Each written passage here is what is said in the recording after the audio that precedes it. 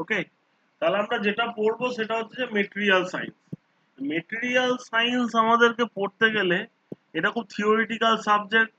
হুম, একটু মানে বেশি পড়তে হবে, থিওরিটা একটু বেশি পড়তে হবে। হুম, এখানে বোঝার জায়গা যেগুলো আছে সেই জায়গাগুলো হয়তো খুব ইন্টারেস্টিং লাগবে, কিন্তু থিওরি পার্টগুলো অতটা নাও লাগতে পারে। কিন্তু আমাদের এই সাবজেক্টটা ছাড়া কিন্তু মেকানিক্যাল ইঞ্জিনিয়ারিং একেবারে আহ, কোনো ভ্যালিডিটিই নেই। কারণ মেকানিক্যাল ইঞ্জিনিয়ারিং এ তুমি যা কোনো অবজেক্ট তৈরি করবে সেটা একটা মেটেরিয়াল দিয়ে তৈরি হবে। ঠিক আছে, এবার তুমি মেটেরিয়ালের সম্বন্ধেই যদি কিছু না জানো তাহলে তুমি অবজেক্টটা বানাবে কি করে? তাই না? কথাটা ঠিক বললাম তো? হ্যাঁ হুম, ঠিক বললাম কি না বলো? হ্যাঁ স্যার। হুম, এবার দেখো, আমরা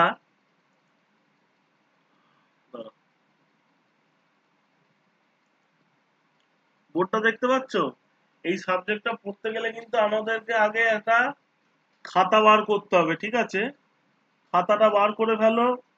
আমি তোমাদের যে ফার্স্ট ইউনিটটা আছে সেটা মানে ম্যাক্সিমামটা থিওরিটিক্যাল আছে, নিউমেরিক্যালও কিছু কিছু জায়গা আছে। তাহলে বেসিক কনসেপ্ট না পড়লে কিন্তু কিছু বুঝতে পারবে না। ঠিক আছে। হুম, তাই যে জায়গাগুলো একটু বলে দেবো একটু লিখে নিতে হবে। ঠিক আছে, একটু নোট দিয়ে দেবো, সেগুলো একটু লিখে নিতে হবে। ঠিক আছে। হুম, স্যার, আরেকটা কথা ছিল স্যার, ফোর্থ হ্যাঁ সেম বলো বলো। পরীক্ষাটা স্যার কখন আছে? হ্যাঁ, ফোর্থ সেমের পরীক্ষাটা 3 মাস পরই তো? কি বুঝতে পারলাম না, আরেকবার বলো। স্যার, ফোর্থ সেমের যে পরীক্ষাটা আছে মেন স্ট্রিম, সেটা তো আপনার 3 মাস পরে না? কি পড়ে? বুঝতে পারলাম না। তিরি- বলছি যে স্যার, ফোর্থ সেম যে বলছি যে সেমিস্টারটা আছে স্যার, সেটা যে 3 মাস। পরীক্ষাটা আছে ওটা জুলাইতে, মানে ওই 3 মাস পরে হবে তো, ওটাই জিজ্ঞেস করছি। হ্যাঁ হ্যাঁ হ্যাঁ হ্যাঁ হ্যাঁ হ্যাঁ হ্যাঁ, সেটা হয়তো স্যার দেখো এখন কি বলে। ঠিক আছে, কিন্তু আমার মনে হয় আরেকটু টাইম হয়তো দেবে। ঠিক আছে, সেটা এখন থেকে মানে ওটা এখন থেকে ভাবার দরকার নেই। তোমাদের কাজ পড়াশোনা করা, এখন করতে থাকো। তারপর যদি সেরকম সিচুয়েশন থাকে আমাদেরকে পুরো রেডি থাকতে হবে সমস্ত রকম সিচুয়েশনের জন্য। ঠিক আছে। হুম, তবে তোমাদেরকে এইটুকু মানে অ্যাসিওরেন্স দিচ্ছি, তোমাদের পরীক্ষা যখনই হোক আমি আমার টোটাল সিলেবাস আমি কমপ্লিট করব, আর তোমাদেরকে দিয়ে কমপ্লিট করাবো। আর তোমরা কিন্তু একটা আমি রিকোয়েস্ট করবো যে আমি যেগুলো আমি পড়াচ্ছি যে দিনে সেইগুলো তোমরা একবার করে দেখো, সপ্তাহে একটা ক্লাস। ঠিক আছে, সেই ক্লাসটা কিন্তু পড়ে নেওয়াই যায় যতটুকু পড়ালাম। হ্যাঁ, তারপরে নেক্সট ক্লাসে আসবে, নতুন যেটা পড়বে সেটা আবার বাড়িতে গিয়ে একটু পড়ে নেবে। ঠিক আছে, তাহলেই দেখবে তোমাকে ভাবতে হচ্ছে না পরীক্ষা কবে, তুমি পরীক্ষা যখন আসবে তুমি পুরো রেডি থাকবে। হুম, ক্লিয়ার? ঠিক আছে।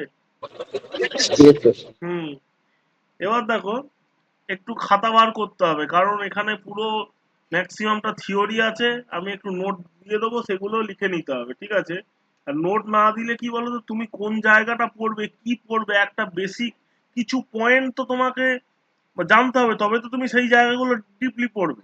ঠিক আছে, তাই নোট নেওয়াটা কিন্তু খুব ইম্পর্টেন্ট এই তোমার এই মেটেরিয়াল সায়েন্সের ক্ষেত্রে। বুঝতে পেরেছো? হুম, আমরা যেটা পড়বো সেটা হচ্ছে solid. Solid is of two types. One is crystalline,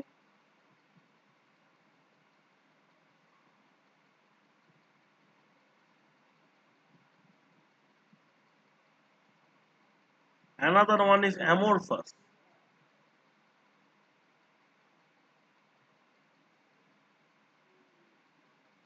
ঠিক আছে, তোমরা ভালো করেই জানো যে solid is made of a number of atoms. ঠিক আছে, সলিডে কি থাকে?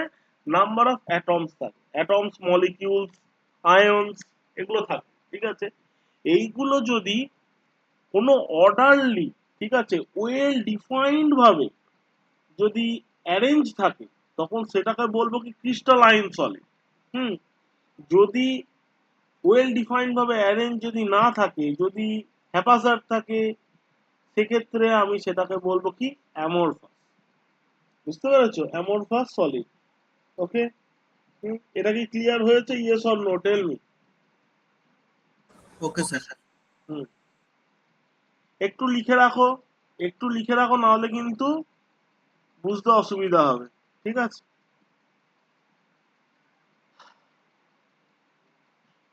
তাহলে মানে আহ, আমরা কি বললাম, ইন জেনারেলি অ্যামরফাসে কি থাকে? র্যান্ডামলি। ঠিক আছে? কারণ কোনো ফর্ম নেই, মানে ক্রিস্টালাইনে কি ওয়েল ডিফাইন্ড একটা, যদি কিউব শেপে থাকে সবগুলোই কিউব শেপে পরপর পরপর থাকবে। ঠিক আছে? আর অ্যামরফাসে কি কোনো ওয়েল ডিফাইন্ড কোনো শেপ নেই। ঠিক আছে? র্যান্ডাম ম্যানারে মলিকিউল গুলো অ্যারেঞ্জ থাকে, সেটাকে বলে কি? Amorphous solid. অ্যামরফাস সলিডকে অনেক সময় নন ক্রিস্টালাইনও বলে। ঠিক আছে? যদি নন ক্রিস্টালাইন বলে, ঘাবড়ে যাবে না। ঠিক আছে?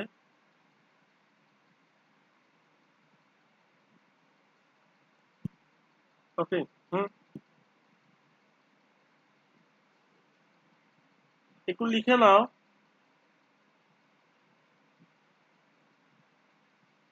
এই ক্রিস্টালাইনের আন্ডারে লেখো। ঠিক আছে? ক্রিস্টালাইনের আন্ডারে লেখো, the physical structure, the physical structure of solid materials of engineering,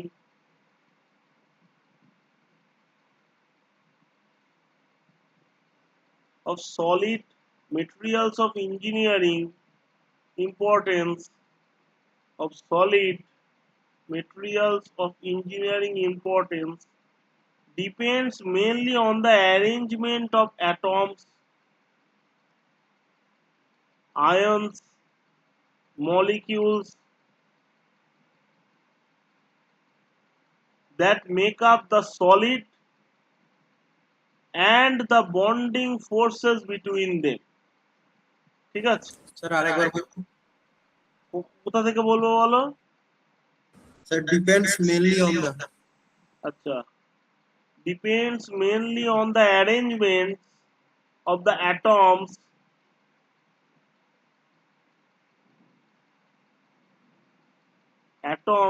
ions, or molecules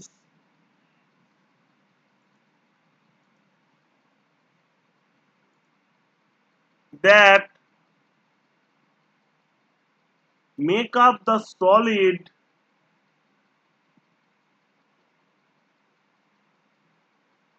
and the bonding forces between them.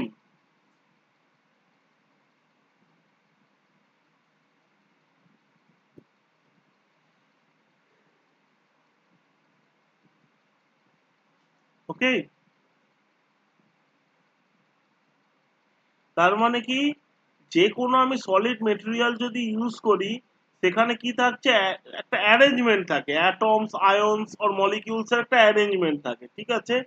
সেই অ্যারেঞ্জমেন্টটা কি করছে, মানে সেই অ্যাটমস মলিকিউলস এর যে অ্যারেঞ্জমেন্টটা আমার থাকছে, সেই অ্যারেঞ্জমেন্টটা কি করছে, সেই সলিডটাকে তৈরি করে, এবং কি একটা দুটো মলিকিউল আর অ্যাটম যদি পাশাপাশি থাকে, তাদের মধ্যে একটা বন্ডিং একটা তৈরি হয়, সেই বন্ডিং ফোর্সটাকেও আমার ডেভেলপ করে। ঠিক আছে? এরপরে লেখো, এরপরে লেখো, স্পেসিফিক্যালি ক্রিস্টালাইন আন্ডারে লিখছো তো? লেখো। হুম, if the atoms or ions, if the atoms or ions of a solid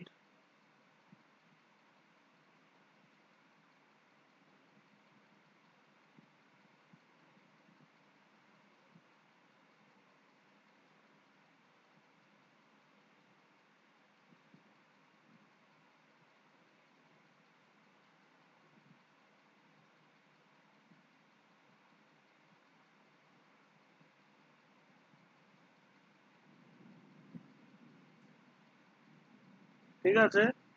solid লিখেছো? হ্যাঁ sir. If the atoms or ions of a solid are arranged in a pattern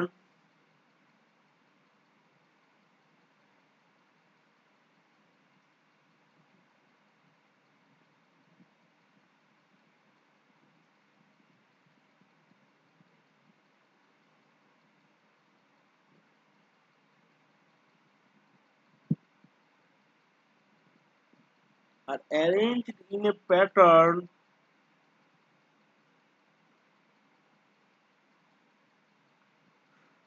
that repeats itself in three dimensions.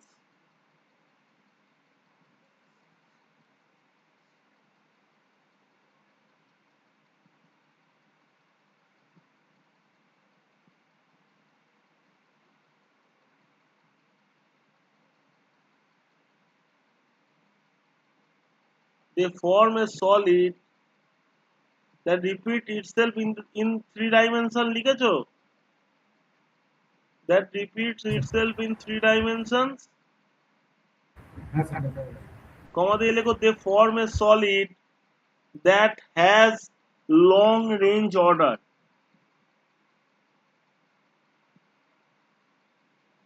Long range order, LRO. এটা হচ্ছে short range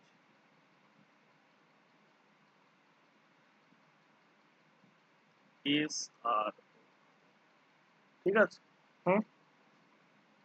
They form a solid that has long range order, ব্র্যাকেটে লিখে রাখো LRO, and is referred to as crystalline solid or crystalline material.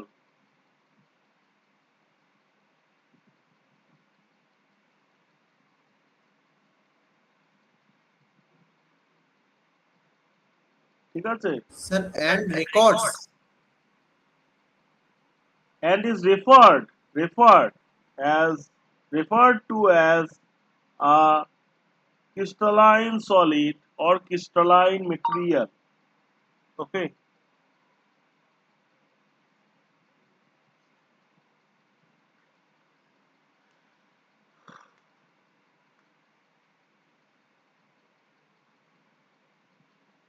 ঠিক আছে? Example লিখে রাখো metals, alloys and some ceramic materials. ঠিক আছে?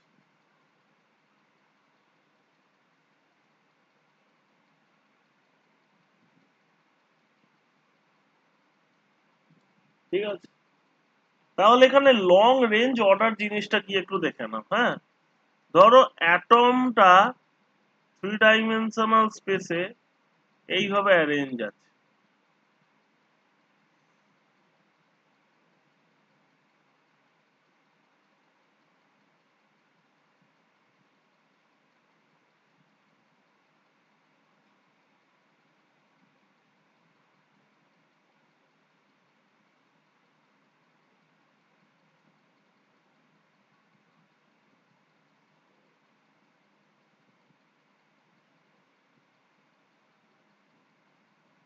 ঠিক আছে? ধরো এইরকম একটা একটা একটা সিঙ্গেল অ্যাটমটা হচ্ছে যে এরকম একটা কিউব, ধরো একটা করে কিউব। হ্যাঁ, cube.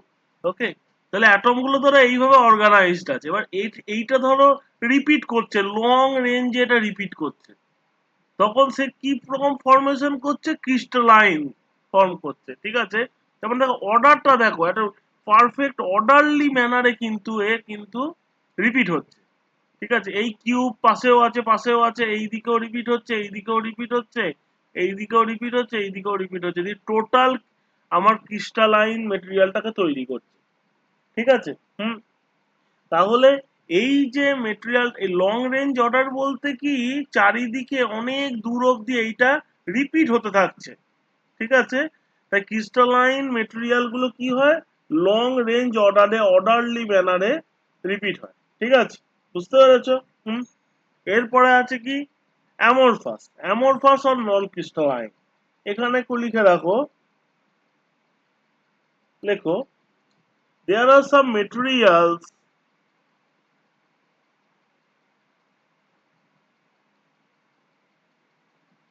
whose atoms and ions are arranged are not arranged are not arranged in a long range.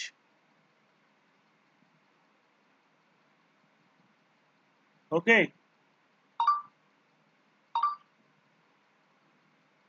Not arranged in a long range লিখেছো?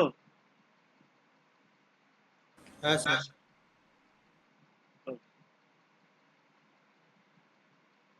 কমা দিয়ে লেখো periodic and repeatable manner, repeatable manner and possesses only short range order SRO.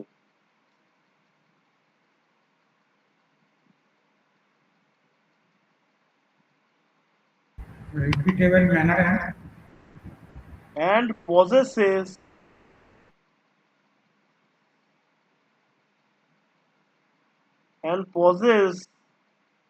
only short range order.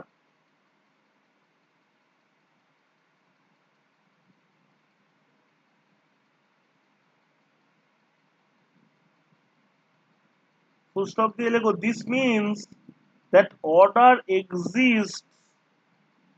This means that order exists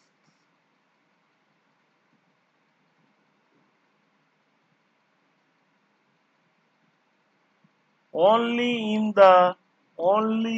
the intermediate neighborhood of an atom or a molecule.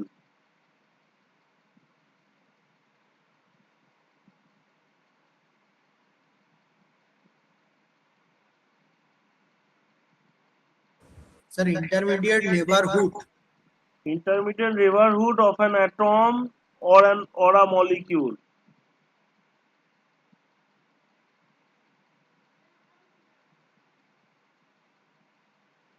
ঠিক আছে? Okay sir.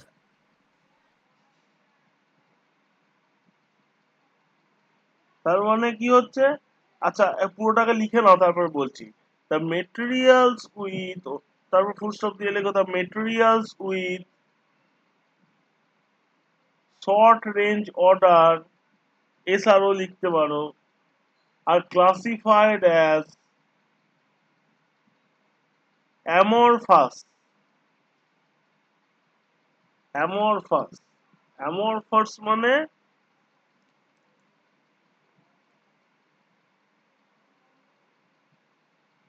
Without form, ঠিক আছে, কোনো form নেই, হুম, or non crystalline.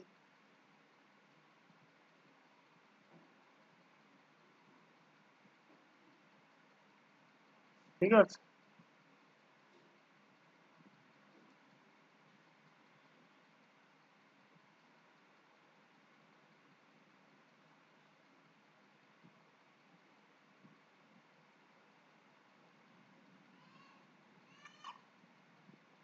বুঝতে পেরেছো?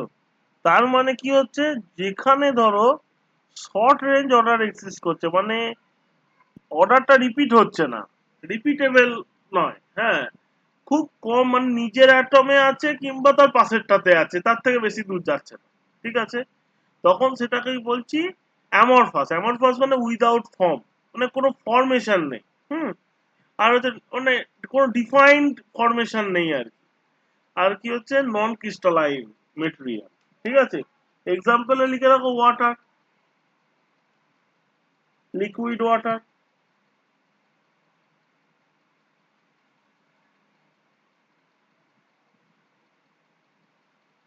ঠিক আছে,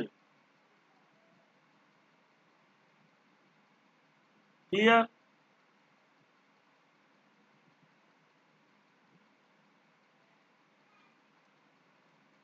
দেখো নেক্সট আমরা যেটা পড়বো সেটা হচ্ছে স্পেস ল্যাটিস।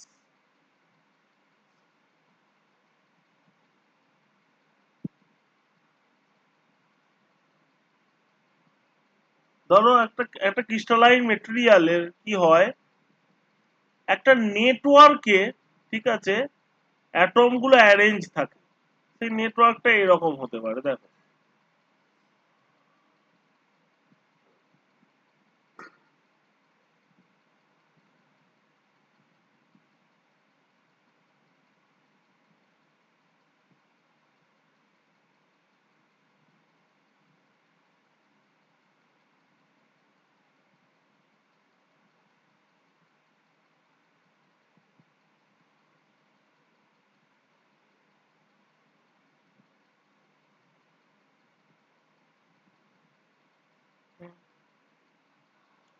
এবার এই যে এটাকে ধরো একটা কিউবিক নেটওয়ার্কের মধ্যে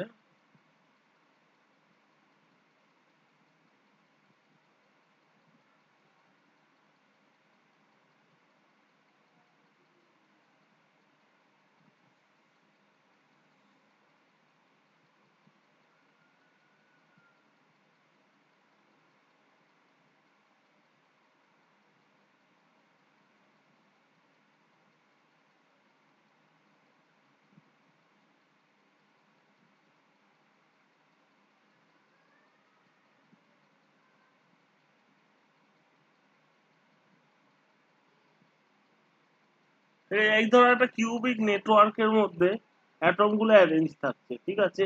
এইটাকেই বলা হয় কি স্পেস ল্যাটিস। এখানে ধরো অ্যাটম আছে, প্রত্যেকটা জাংশনে ধরো অ্যাটম আছে।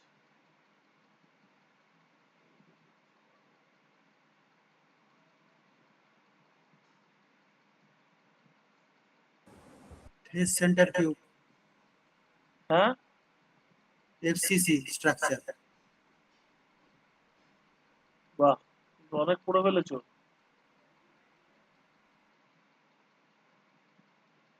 ঠিক আছে, হুম।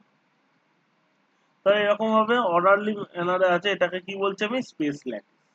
ঠিক আছে, এবার দেখো এই এক যেটা রিপিট হচ্ছে লং রেঞ্জ অর্ডারে, আমি বললাম না একটা রিপিট হচ্ছে, যেটা রিপিট হচ্ছে সেইটাকে আমি কি বলি ইউনিট সেল।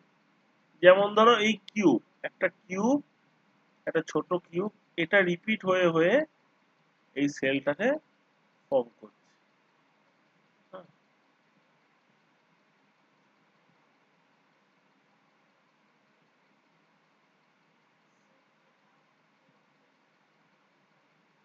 এটাকে ফর্ম করছে। ঠিক আছে, হুম। এই যে একটা সেল, এটা রিপিট হয়ে হয়ে তো টোটাল ল্যাটিসটা ফর্ম করছে। তাহলে বেসিক যেটা, যেটা রিপিট হচ্ছে লং রেঞ্জ অর্ডারে এলআরও তে, সেটাকে বলি কি ইউনিট সেল।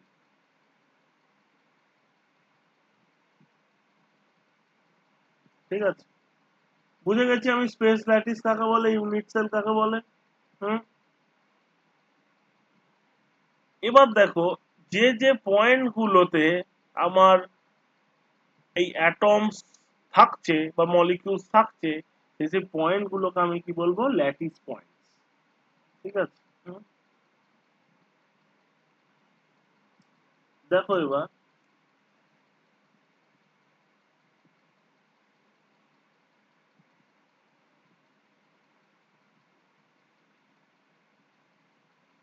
আচ্ছা, এবার একটুখানি স্পেস ল্যাটিসের ডেফিনেশনটা একটু লিখে রাখো, নাহলে অসুবিধা হবে। লেখো ডেফিনেশনটা লেখো।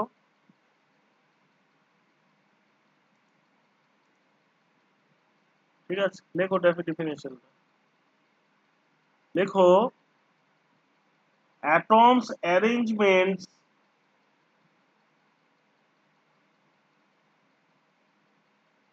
atoms arrangement in crystalline solid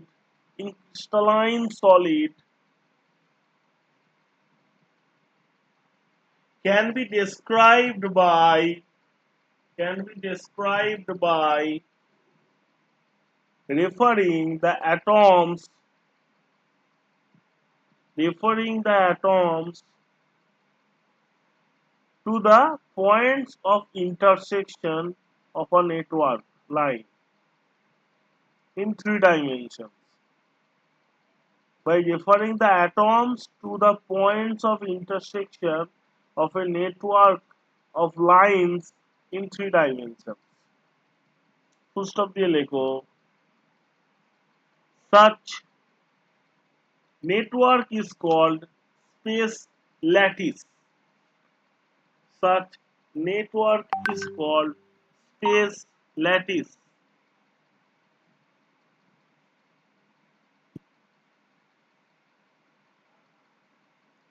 ঠিক আছে?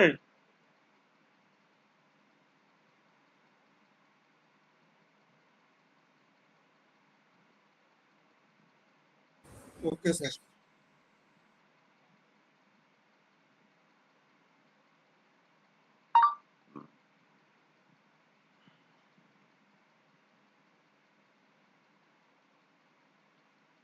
এবার লেখো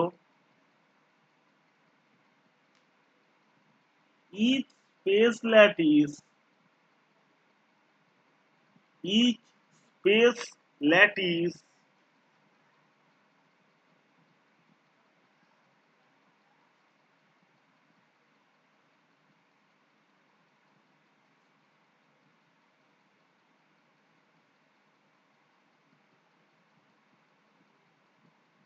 each space lattice ইউনিট সেলে লিখবে এবার, ঠিক আছে? এবার ইউনিট সেলে লেখো, সরি বলা হয়নি, এবার ইউনিট সেলে লিখবে each space lattice can thus be described by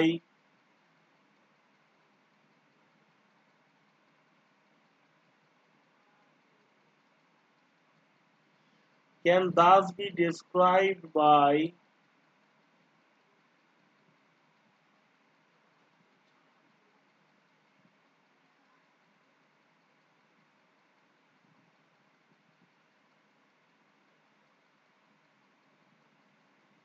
specifying the atom's position specifying the atom positions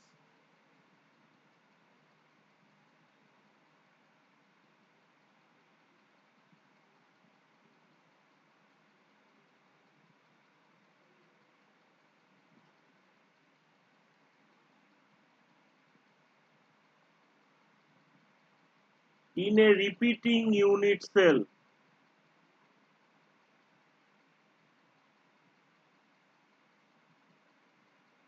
in a repeating unit cell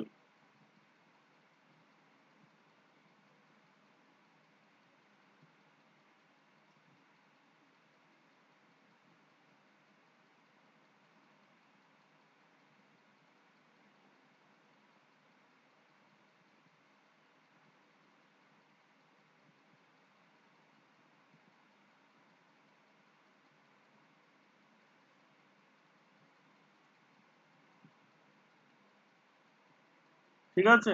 হুম, এবার দেখো আমি তো ইউনিট সেলসটা এখানে তো ড্র করেছি, হ্যাঁ? যদি ইউনিট সেলটা এরকম হতো, দেখো,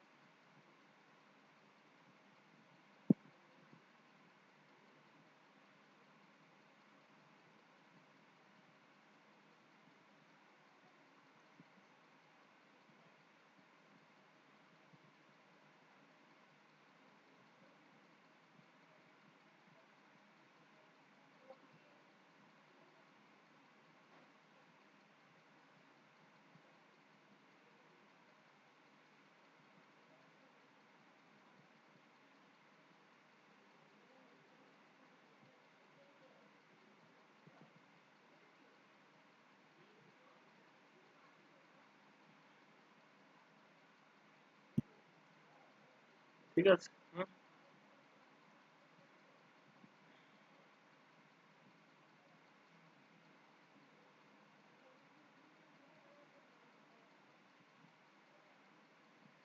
এটা হচ্ছে এ, এটা হচ্ছে তোমার বি,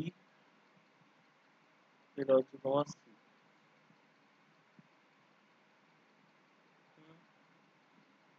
and this is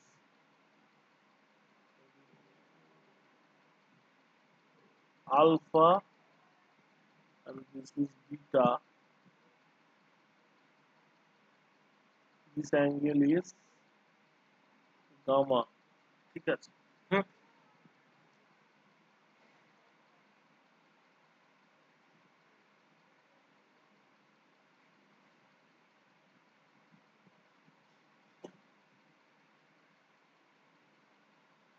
এইটা একটু ড্রয়িং করে নাও। করে নিয়েছো? হুম?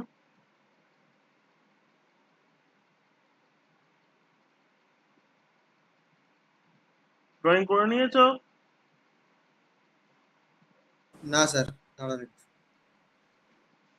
এবারে তলায় লেখো, বলবো?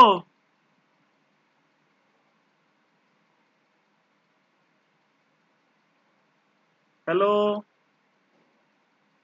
না স্যার, একটু দাঁড়ান একটু। হ্যালো, শুনতে পাচ্ছ? হ্যাঁ স্যার, একটুখানি দাঁড়ান, করছি ড্রয়িংটা। কি হলো? করছি স্যার, দাঁড়ান একটু। দাঁড়ান দাঁড়ান। ও, আচ্ছা, এক সেকেন্ড ওয়েট করো। ঠিক আছে, এবার দেখতে পাচ্ছ? হ্যাঁ স্যার। দেখি অডিওটা রেকর্ড হচ্ছে কিনা। হ্যাঁ, ঠিক আছে, ঠিক আছে, সব ঠিক আছে। নাও, এটা ড্রয়িংটা করো আগে।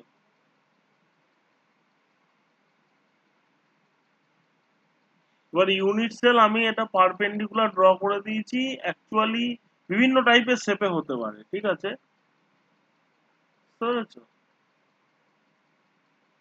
এবার একটা জেনারেলাইজড একটা ড্র করলাম।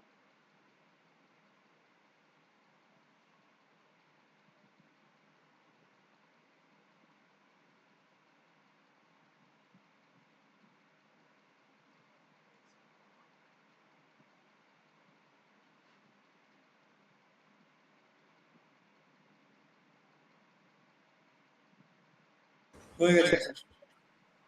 ঠিক আছে, লেখো এবার।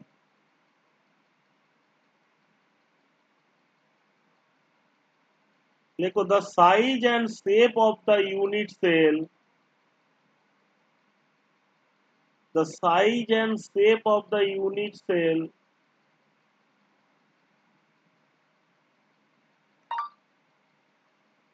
can be described by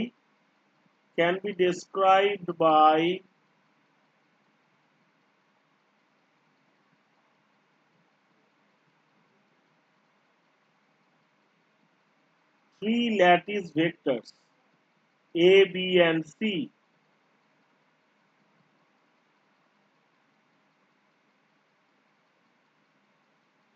comma দিয়ে originating from one corner of the unit cell.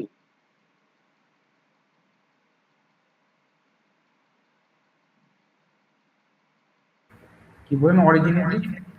From one corner of the unit cell.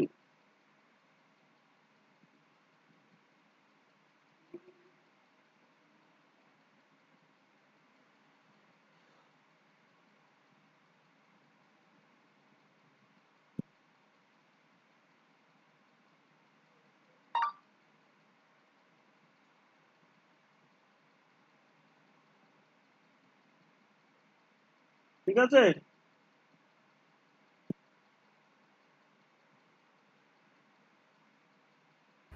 হ্যাঁ স্যার। তাহলে কি হচ্ছে, এর সাথে লেখো ফুল স্টপ দিয়ে। তাহলে ব্যাপারটা কি হচ্ছে দেখে নাও, একটা কর্নার থেকে তিনটে ভেক্টর বেরোচ্ছে। এটা হচ্ছে এ ভেক্টর, বি ভেক্টর আর সি ভেক্টর। সেটাই কিন্তু এই সেলটার সাইজকে ডিটারমাইন করছে। ঠিক আছে? দেখো, একটা corner of the unit cell থেকে তিনটে ভেক্টর আমার বেরোচ্ছে। Okay? Hmm? Three lattice vector A B and C. Full stop দিয়ে লেখো the axial length A B and C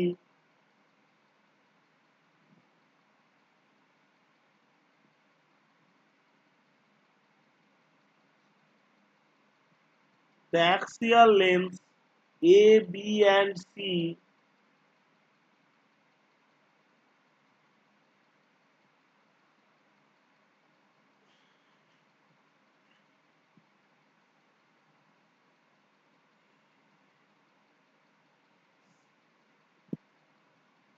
and the interaxial angle alpha, beta and gamma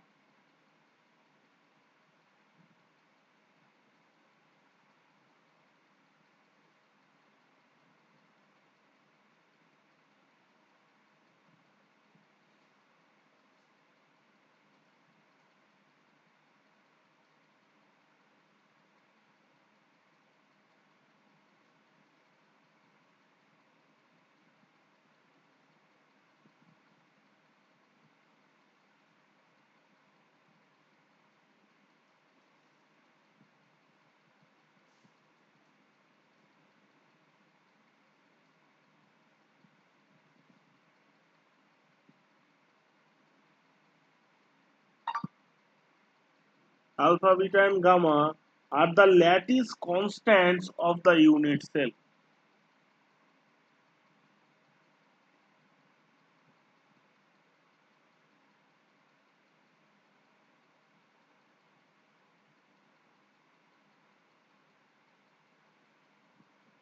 Are the lattice constants of the unit cell.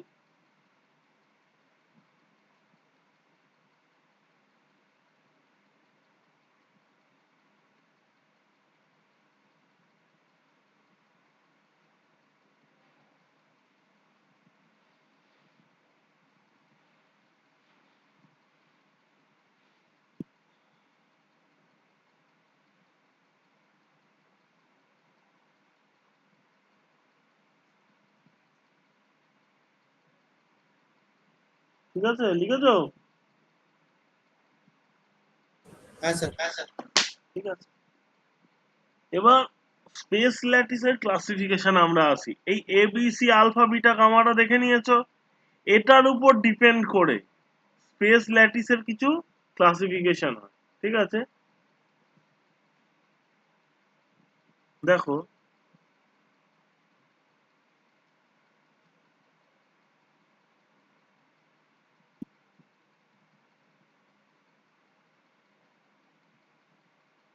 classification of space lattice.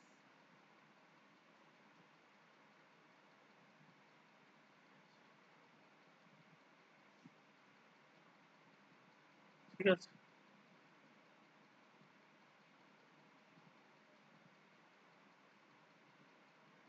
First আমার হচ্ছে crystal system,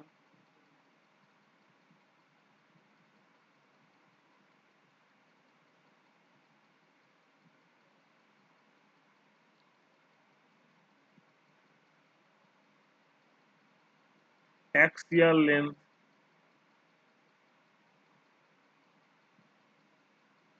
and interaxial angle,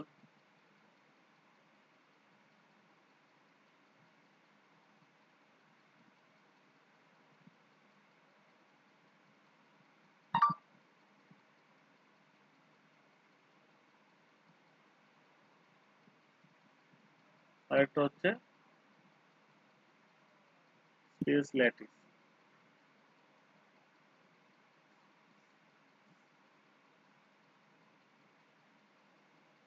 ঠিক আছে, হুম, এবার দেখো প্রথমে আমরা যেটা পড়বো সেটা হচ্ছে যে কিউবিক।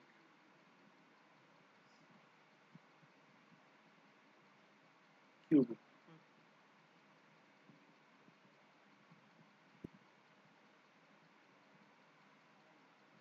কিউবিকে কি হচ্ছে, এই তিনটে অ্যাক্সিয়াল লেন্থ ইকুয়াল থাকে, মানে A equal to B equal to C and angle alpha equal to beta equal to gamma equal to 90 degree. ঠিক আছে, যেটা আমরা প্রথম করেছিলাম এটা হচ্ছে কিউবিক স্ট্রাকচার। ওকে, তাহলে এটাকে স্পেস ল্যাটিসটাকে কি বলে, সিম্পল কিউবিক বলতে পারে এসসি, বডি সেন্টার কিউবিক বলতে পারে বিসিসি, ফেস সেন্টার কিউবিক বলতে পারে এফসিসি। ঠিক আছে, ক্লিয়ার?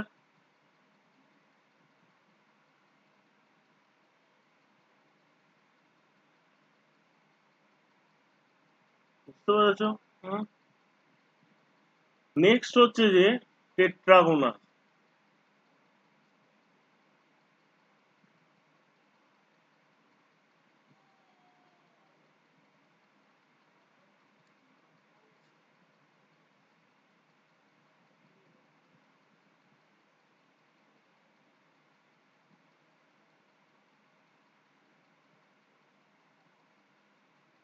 টেট্রাগোনাল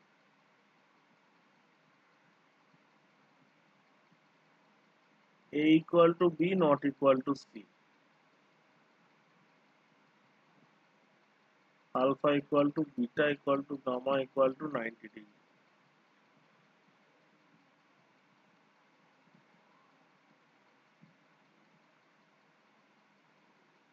এটাকে কি বলতে পারি? এখন দেখো এ আর বি ইকুয়াল, বাট সি মানে হাইটটা কিন্তু ইকুয়াল নয়, আর আলফা বিটা গামা তিনটেই 90 ডিগ্রি। এখানে আমি বলতে পারি সিম্পল টেট্রাগোনাল আর কি body centre টেট্রাগোনাল BCT. অর্থরম্বিক।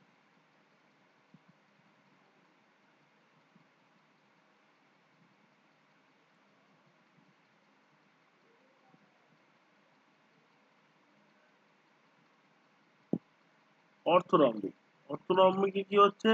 Three unequal Axis, A not equal to B not equal to C, but are at right angle each other. That is alpha equal to beta equal to gamma equal to 90 degree। ঠিক আছে? এটাকে বলছে simple orthorhombic, body centre orthorhombic, face centre অর্থরম্বিক,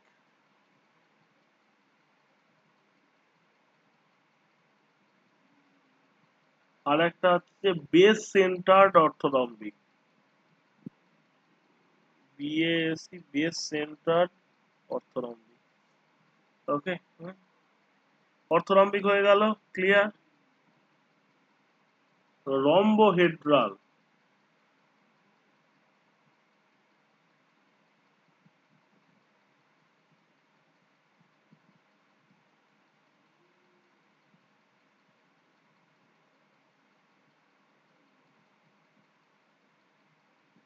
rhombohedral, three equal axis equally sir inclined। BS মানে আরেকবার বলুন একবার। হ্যাঁ, base centred অর্থরম্বিক। এটা বডি সেন্টার অর্থরম্বিক, তো আবার বিসিও লিখলে বুঝতে পারবে না। এটা বডি সেন্টার অর্থরম্বিক, এটা হচ্ছে বেস সেন্টার অর্থরম্বিক। ঠিক আছে, ক্লিয়ার? হ্যাঁ স্যার।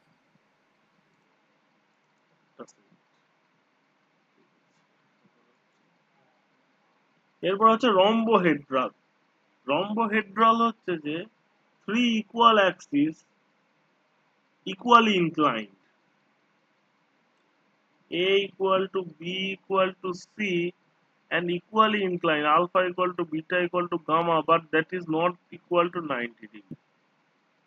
তার মানে কি এইটা হচ্ছে যে আমার রম্বোহেড্রাল, যেটা আগে আমরা দেখালাম।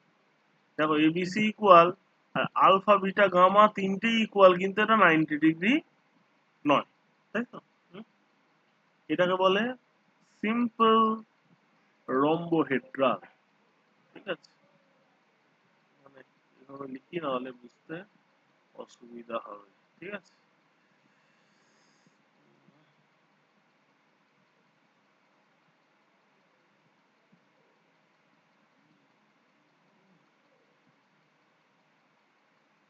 এবারে হেক্সাগোনাল।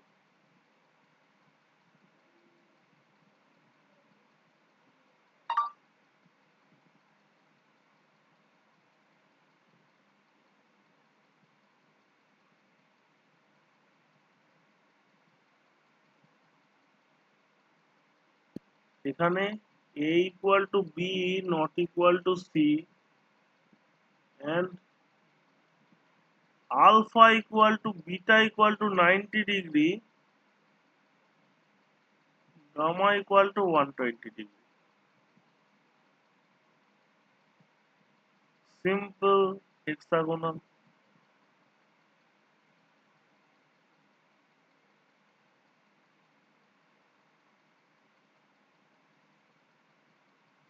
এরপর হচ্ছে মোনোক্লিনিক।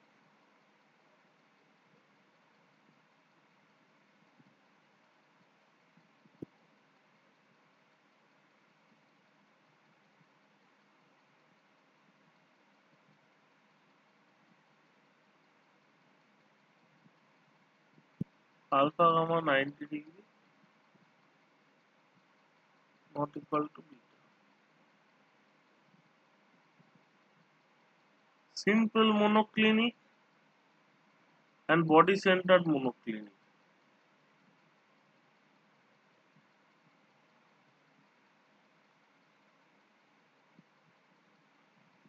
নেক্সট হচ্ছে ট্রাইক্লিনিক।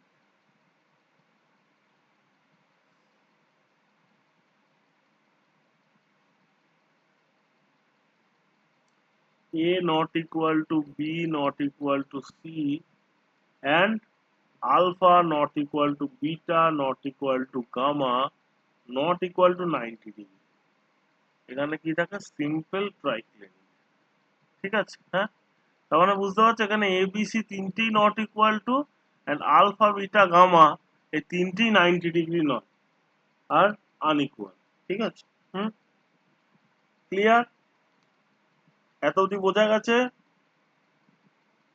কোনো ডাউট আছে কি? স্যার বোঝা গেছে। স্যার হেক্সাগোনাল ক্লোজ প্যাকটা তাহলে কার আন্ডারে পড়বে? কিউবিক স্ট্রাকচার না ওটা তো হেক্সাগোনাল, দেখো একটা কথা বলি, আমার কিউবিকের মধ্যে কি কি পড়ছে? বডি সেন্টার কিউবিক, দেখো প্রথমে হচ্ছে আমার simple cubic, body centre cubic, face centre cubic পড়ছে। ঠিক আছে, হেক্সাগোনাল ক্লোজ প্যাকটা তুমি এখানে দেখতে পাচ্ছ যে এটাও একটা কিউবিক টাইপেরই, ঠিক আছে, বাট কিন্তু ওটা একটা প্যাকড স্ট্রাকচার, বুঝতে পেরেছো? ওইটা কিন্তু মানে ডাইরেক্টলি তুমি কিউবিকের মধ্যে ফেলতে পারবে না, বুঝতে পেরেছো? কিন্তু আমরা যেটা পড়বো এমনি কিউবিকের মধ্যে তিনটেই আছে, simple cubic, body centre cubic, face centre cubic. হেক্সাগোনালে তো কোনো কিউবিক স্ট্রাকচার তো নয়। না স্যার ওটা তো হেক্সাগন। হ্যাঁ, ওটা তো হেক্সাগন। ঠিক আছে, তাই ওটাকে বলে হেক্সাগনালি ক্লোজলি প্যাকড ক্রিস্টাল স্ট্রাকচার। ওটাকে এর মধ্যে ঘুলিয়ে ফেললে হবে না, বুঝতে পেরেছো? হুম, তাহলে কি ওটা হেক্সাগনের আন্ডারে পড়বে নাকি অন্য হ্যাঁ, তাকে? ওটা তো অ্যাকচুয়ালি হেক্সাগোনাল, ওটাতে হেক্সাগোনাল, আচ্ছা বুঝতে পেরেছো? ওটাই হেক্সাগোনাল। ওকে, দেখো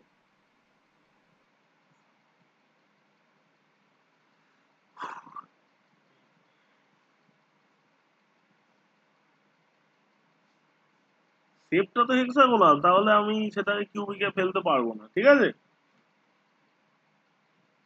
ওকে স্যার। দেখো কিউবিক স্ট্রাকচারে আমরা কি পড়লাম? Simple cubic,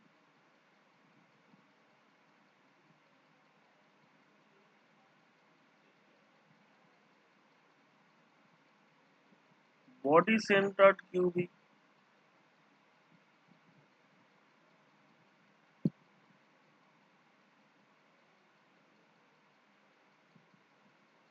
then face centred cubic.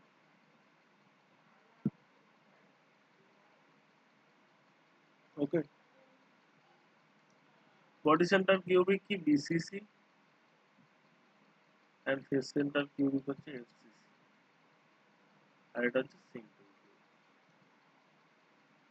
ঠিক আছে, হুম, ক্লিয়ার? দেখো এই প্রথমে আমরা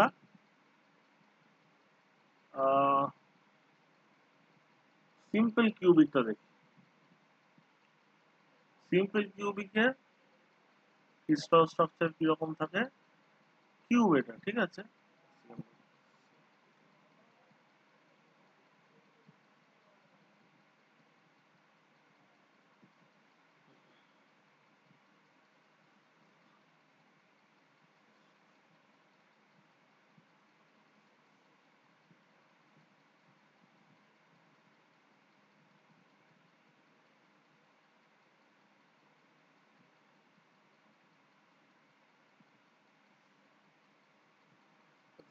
একটু দেখি।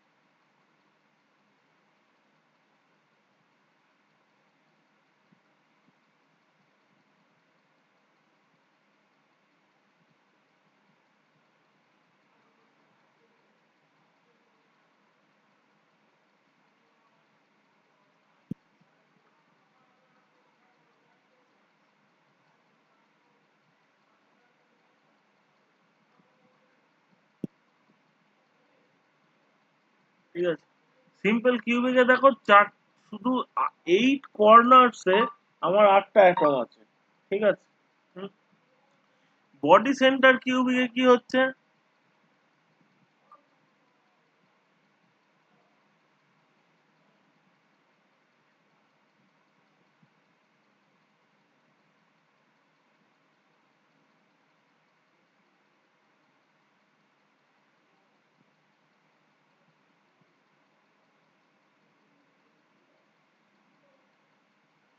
চারটা পয়েন্টে চারটা কিউব থাকবে, সরি, আটটা পয়েন্টে আটটা কিউব থাকবে, প্লাস মাঝখানে মিডল পয়েন্টে একটা 8টা কিউব থাকবে। মলিকিউল থাকবে বলো। ওই সরি, মলিকিউল থাকবে।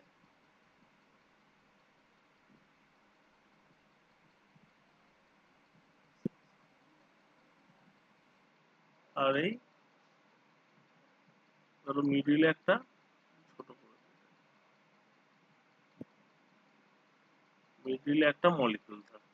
হুম, একদম বডি সেন্টারে একেবারে। ঠিক আছে, এই কর্নার গুলো যেখানে ক্রস করছে সেখানে একটা মলিকিউল থাকবে। ওকে, এবার ফেস সেন্টার কিউবি,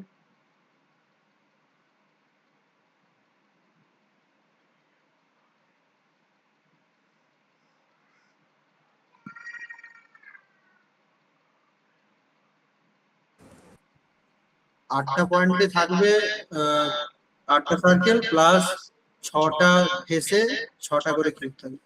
একদম একদম এক্স্যাক্ট, 6টা ফেসে 6টা করে আমার মলিকিউল থাকবে। ঠিক আছে, তাহলে কিরকম হবে একটু দেখে নি। এই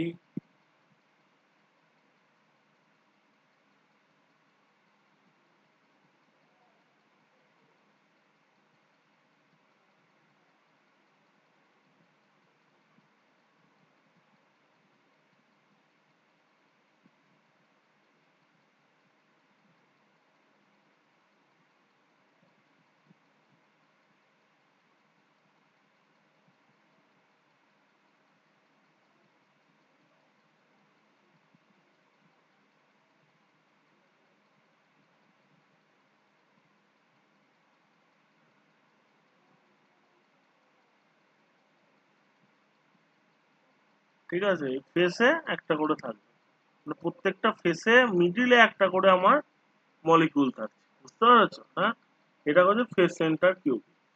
ওকে, এত অব্দি কারোর কোনো ডাউট আছে? না স্যার।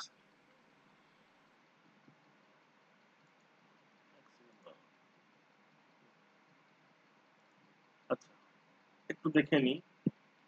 এবার ধরো তোমাকে বললো যে number of atoms in simple cube per unit cell. Okay,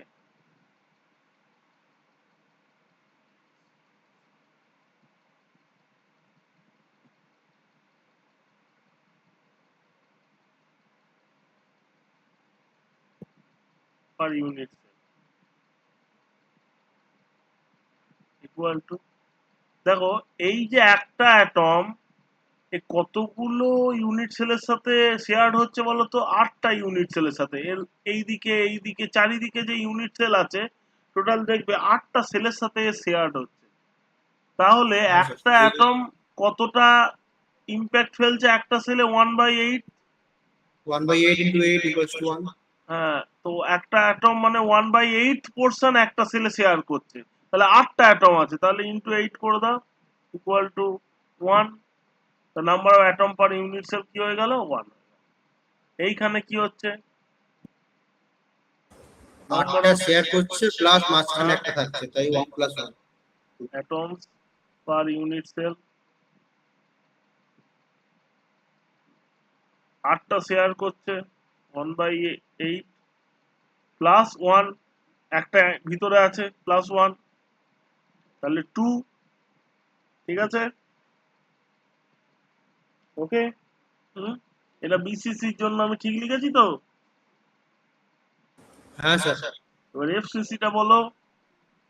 FCC হবে স্যার, আটটা অ্যাটম আটটার সঙ্গে শেয়ার করছে 1/8 × 8 প্লাস ছটা ফেসে যে ছটা অ্যাটম আছে ওগুলো হাফ হাফ করে শেয়ার করছে, তাই হাফ করে শেয়ার হাফ করছে, ইন্টু হাফ ইন্টু 6, 3 এক্স্যাক্টলি। + 1 = 4।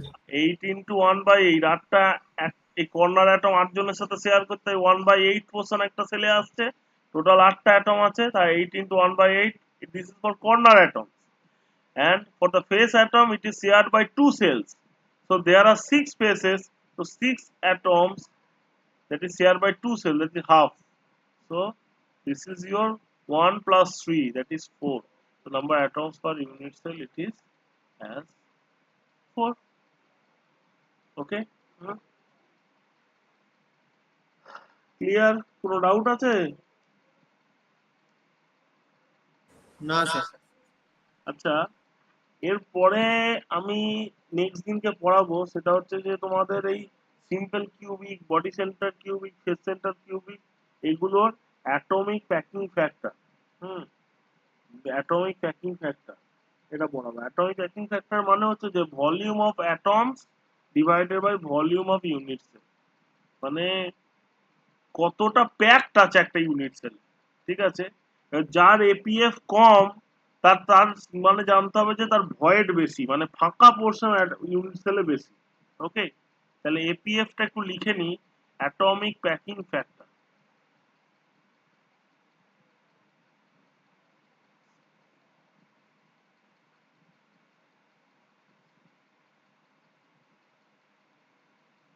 ব্র্যাকেটে লিখো APF, it is your equal to volume of atoms in unit cell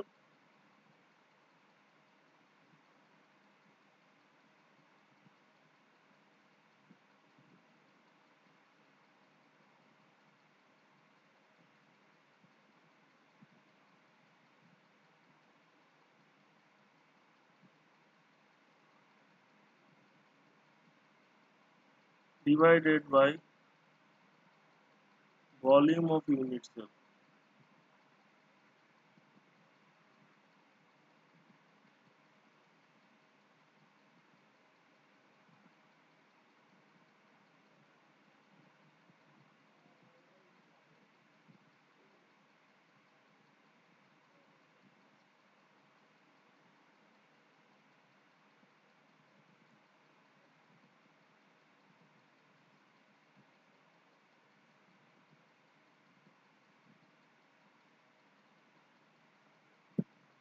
ঠিক আছে, এই অ্যাটমিক প্যাকিং ফ্যাক্টরটা বার করাটা আমাদের, এগুলো কিন্তু বার করতে দেবে। হ্যাঁ, আমি নেক্সট দিনকে কিন্তু এগুলো এই simple cubic, body centre, face centre কিউবিকের বার করবো। ঠিক আছে, অ্যাটমিক প্যাকিং ফ্যাক্টর। আর একটা কথা, সিম্পল কিউবিকটা খুব একটা আসে না, কিন্তু বডি সেন্টার, ফেস সেন্টারটা খুব ইম্পর্টেন্ট। ঠিক আছে, ওকে। তাহলে আজকে ফেস এখানে সেন্টারটা ক্লাস, আরেকবার বলে দেওয়া যাবে স্যার? হ্যাঁ বলো। তো ফেস সেন্টার কিউবিকটা একটু আরেকবার বলে দেবেন? ফেস সেন্টার কিউবিক কিছু না, এই যে 8টা কর্নারে 8টা অ্যাটম, আর এই হুম ফেসে এই পয়েন্টগুলোতে একটা করে অ্যাটম, বুঝতে পেরেছো? হুম মানে মিডিলে, ফেসের মিডিলে একটা করে অ্যাটম থাকছে। একটা কিউব ধরবে, প্রত্যেকটা ফেসের মিডিলে একটা করে অ্যাটম নিয়ে নেবে, তাহলে সেটা ফেস হুম। সেন্টার কিউবিক হয়ে গেল। ঠিক আছে, আপনি এখানে ছোট ছোট ছোট মলিকুল দেখাচ্ছেন, কিন্তু ওটা পুরো হাফ হাফ অব্দি আসবে প্রত্যেকটা, হ্যাঁ ওটা হ্যাঁ হ্যাঁ হ্যাঁ হ্যাঁ, সে তো পুরো 100 বার, হাফ। সে তো 100 বার। ওটা আমি যখন করবো, কারণ ওটা যদি করি তাহলে কিছু বুঝতে পারবে না তো। ঠিক আছে, হুম আমি হুম ছোট ছোট করে দেখাচ্ছি। সেটা যখন ডিরাইভটা করবে অ্যাটমিক প্যাকিং ফ্যাক্টর, তখন বুঝতে পারবে যে কেন ঠিক আছে এরকম করেছি। ঠিক আছে, ঠিক আছে অ্যাকচুয়াল ওরিয়েন্টেশনটা তখন বুঝতে পারবে। ঠিক আছে, ঠিক আছে।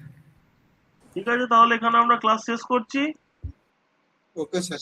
কারোর কোনো ডাউট নেই তো? না স্যার, না ওকে, স্যার থ্যাংক একটু ইউ। স্পিডে, এটা একটু স্পিডে পড়েন। মানে সবসময় মনে রাখবে ওই কচ্ছপ আর খরগোশের দৌড়টা মনে আছে তো? স্লো বাট হ্যাঁ স্টেডি উইন্স দ্য রেস। সবসময় মনে রাখবে, slow but steady wins the race. তাই আমি বলবো যে পড়ানোটা একদম বুঝে বুঝে আস্তে আস্তে হোক, বাট স্টেডি হোক। মানে প্রত্যেক সপ্তাহে যেন একটা করে ঠিকঠাক করে তোমাদের ক্লাস হবে, তোমরা ক্লাসগুলো করবে। স্টেডিলি যদি এগিয়ে যেতে পারো কোনো অসুবিধা নেই, ঠিক আছে? আর সব থেকে বড় কথা, এই জায়গাগুলো এমন একটা না, তোমাদের যদি খুব বেশি করে দিই তাহলে জিওমেট্রি গুলো বুঝতে পারবে না, ঠিক আছে? হয়তো জানে তার পক্ষে হয়তো ইজি, ঠিক আছে, ডিপ্লোমা করেছে, সে মেটেরিয়াল সায়েন্সের এই ইউনিট সেলসে পড়েছে, হ্যাঁ, তার কাছে হয়তো এটা নতুন কিছু হয়তো না মনে হতে পারে। কিন্তু যে ধরো বিটেক ফার্স্ট টাইম মানে 12 এর পর বিটেক করতে মানে এসছে, হ্যাঁ তার কাছে, রেগুলার যেটা। হ্যাঁ রেগুলার যারা, তাদের কাছে তো এগুলো নতুন। হ্যাঁ স্যার, এবার সেই রকম যারা রেগুলার তারাও তো এই ভিডিওটা দেখবে। আমি থার্ড, আমরা থার্ড সেমে পড়েছিলাম তাতেই ভুলে গেছি। হ্যাঁ সেটা বলছি, তোমাদের তাও যারা ডিপ্লোমা পড়েছো তাদেরকে একটু করে বলে দিলে তাদের আবার মানে রিক্যাপ করে নিতে পারবে, ঠিক আছে? কিন্তু যে ধরো বিটেক করে এসছে সেও তো এই ভিডিওটা দেখবে, তাকে যদি আমি কংক্রিটলি যদি না বোঝাই তাহলে সে তো প্রবলেমে পড়বে, হ্যাঁ তাই স্যার, না? তাই তার জন্যই আমার তো পড়ানোটা সবার জন্য, তাই তার কথা ভেবেও আমাকে মানে প্রত্যেকটা কনসেপ্ট ধরে ক্লিয়ার করতে হবে। তোমরা যারা ডিপ্লোমা করেছো স্টেজ টেন সব জানো, ঠিক আছে, কিন্তু যে ধরো প্রথম বিটেক করছে সে অত ভালো জানে না, বা হয়তো বিটেক 11-12 যা পড়েছে, ঠিক আছে, তাকে একটু ধরে ঠিকঠাক করে সবকিছু পড়াতে হবে, বুঝতে পেরেছো?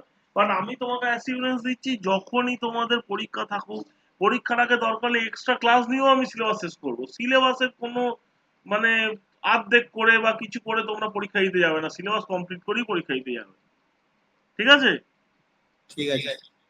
আর হচ্ছে একটা কথা বলবো, যে ক্লাসটা ডেলি অ্যাটেন্ড করবে। ক্লাস ডেলি অ্যাটেন্ড না করলে শুধু ভিডিও দেখে কিন্তু হবে না, মানে নিজেদের হ্যাঁ স্যার, ওটাই। স্যারের আমি সাথে আগের সেমে ইন্টারাকশন এটাই ভুল করতে হবে। করছিলাম। হুম।